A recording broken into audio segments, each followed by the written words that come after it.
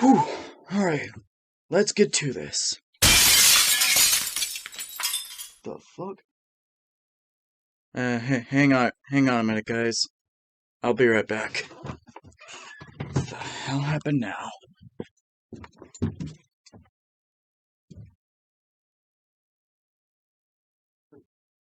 What the fuck?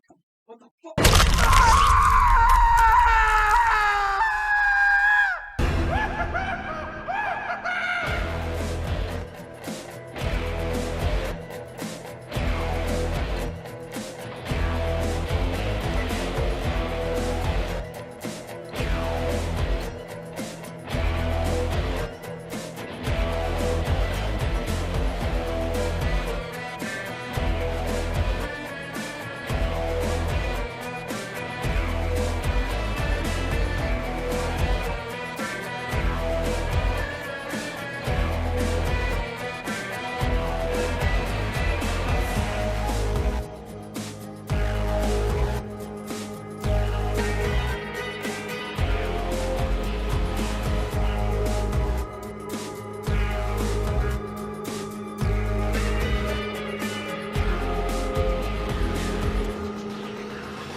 Alright, guys. It's about time I started pulling my weight around here as far as delivering on what y'all subscribe for with this channel.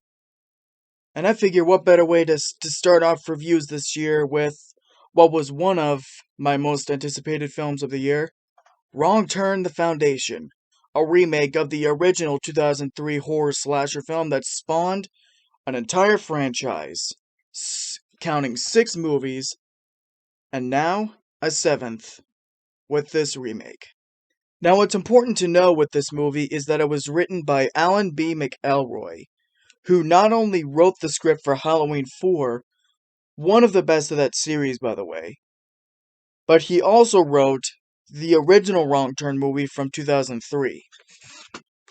So there was a lot of hype for me going into this film. I had a lot of expectations, was hoping for a good, bloody time like any horror film. And I am proud and I am pleased to say that this film was a blast from start to finish. I had a really good time with it. Not only does it, without giving the plot away, not only does it, thank God, do away with the inbred cannibal angle from the originals, because if we had just gotten another one of those movies, the franchise would have just been fully dead, because the last couple films in this series before this remake have not been very good. So a fresh start and a new concept, new premise, but still keeping true to the spirit and the tone of most of the movies, the best ones, is what this franchise really needed. And Alan B. McElroy not only did a great job with the script, but Mike P. Nelson, who directed the movie, shoots it with everything that he has. This is a gorgeous looking movie. It might be I don't know if it's my overall favorite of the series yet. You'll have to wait for my ranking to see. But it might be the best looking of the Wrong Turn films. It is exquisitely shot. Every angle has this sense of urgency to it, and that the scenery actually helps to build the tension of what we'll see later with our antagonists. Now, another big praise I have for the movie is a lot of the acting, especially from our 3 leads in the movie, played by Charlotte Vega, Matthew Modine, and the main villain of the picture, played by Bill Sage. My apologies to anyone if I have butchered those names or mispronounced them. But either way, they're all really good in this movie, and they have a lot of the biggest scene-stealing moments of the picture. Now, are there any flaws with the movie? Well, I guess I'll say one that's actually kind of personal from my perspective, is that while the gore in this movie is really good, again, a lot of people just going into this movie looking for carnage candy. You will be satisfied, but at least for me, the kills themselves are not all that creative. Save for a couple, but not all of them.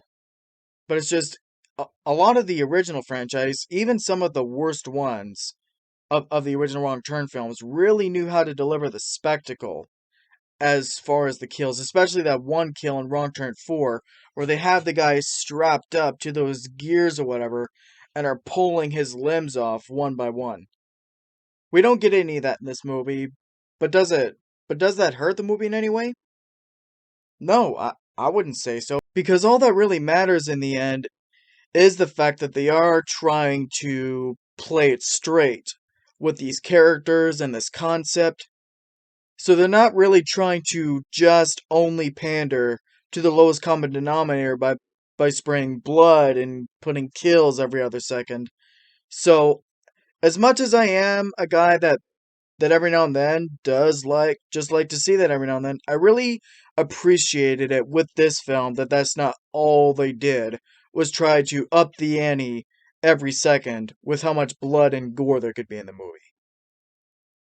So I would say try and keep an open mind as far as that. All right, so I guess before I give my rating and my score and all that, I guess the one last thing I'll say that's great about this movie is the ending, like the last 30, 20 minutes or so.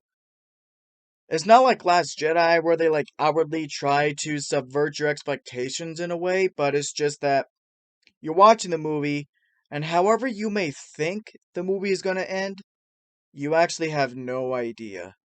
Like the final minutes of the movie, I was like, "Oh, is this going to be Wrong Turn 5 all over again?" But then something happens in the final at the last minute where I was like,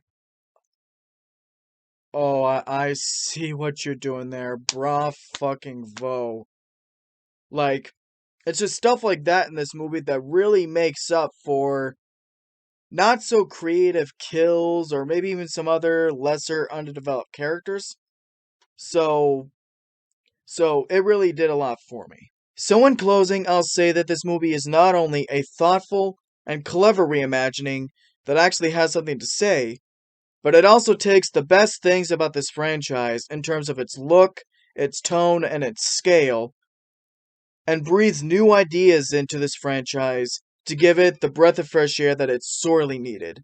Because if we had gotten another just deformed cannibal hillbilly movie where they're chasing people and all that, the usual slice and dice, this franchise probably would have been dead this year today.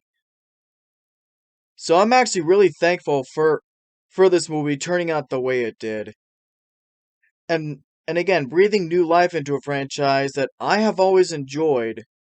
Not on the same level as like a lot of the greats like Halloween or Freddy Krueger, but I still think that when at its best, the Wrong Turn franchise can still hold its own all the same.